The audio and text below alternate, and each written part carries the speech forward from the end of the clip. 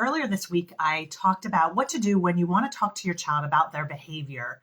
It's not okay that when they get upset, they get really angry or they become really disrespectful. And you want to talk to them about changing this behavior. But when you talk to them about changing it, they won't listen to you. They won't have these conversations.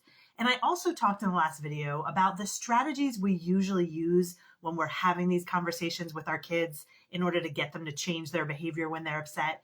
And we often say things like, you can't act like that. It's not okay to get angry. Or we say to them, if you talk to me like that when you're upset, I'm going to take away your screen time.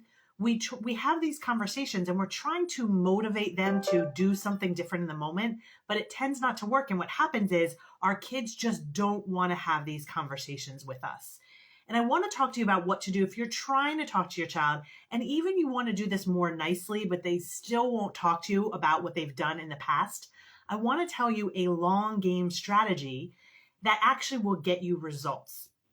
And I want you to think about, when it comes to long game parenting, is why a child would be resistant to having these conversations. Well, first of all, if your energy is really negative and you're approaching them, telling them all of the reasons that what they've done is wrong, they're probably going to shut down.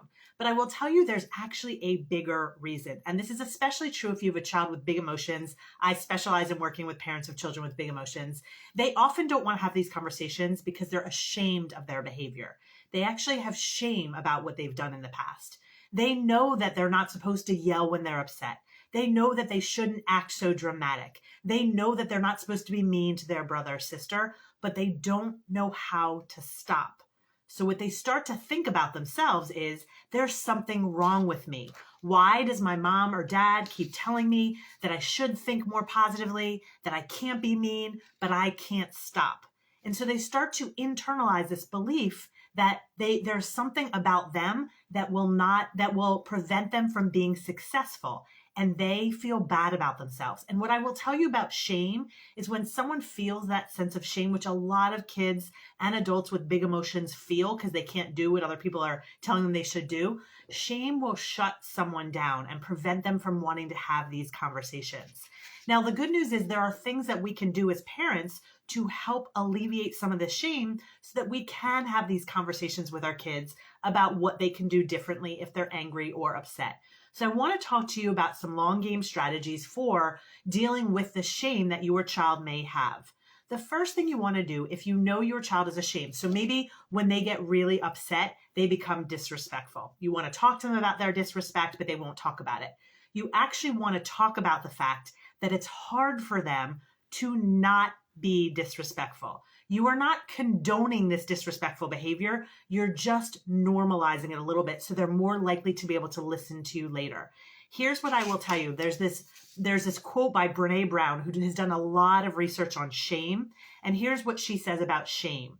If you put shame in a petri dish, it needs 3 ingredients to grow exponentially: secrecy, silence, and judgment. But if you put the same amount of shame in a petri dish and douse it with empathy, it cannot survive. So if you say to a child, you can't act disrespectful when you're upset, that's not okay, you've basically given them a lot of judgment. If you don't talk about the fact that it's normal, you've just increased their shame.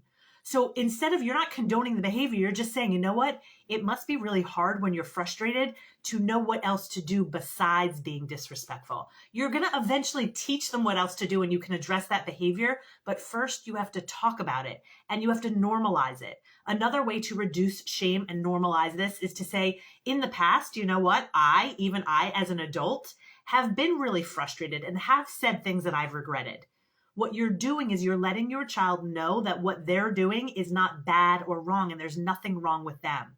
So you're talking about it, you're normalizing it, and you're also shifting from a place of judgment to a place of assuming best intention. So instead of saying, you can't talk to me like that when you're upset, you're saying, you know what? I bet there's a reason you're talking to like that to me when you're upset. I know you are a sweet child, so the fact that you're getting disrespectful, there must be something going on for you. So again, if we want to talk to our kids about these behaviors, it's not about getting them to change. It's about helping them feel safe so that they are open when we do teach them new strategies. Of course, we can teach them how to not be disrespectful when they're upset, but we have to start by reducing the shame and reducing that feeling that they have that we are judging them, which honestly, we are judging them most of the time. So again, start with the shame first, then you can teach the new strategies for how they will do better. It's not going to work to teach them strategies if they feel like they are not safe or there's something wrong with them in that moment.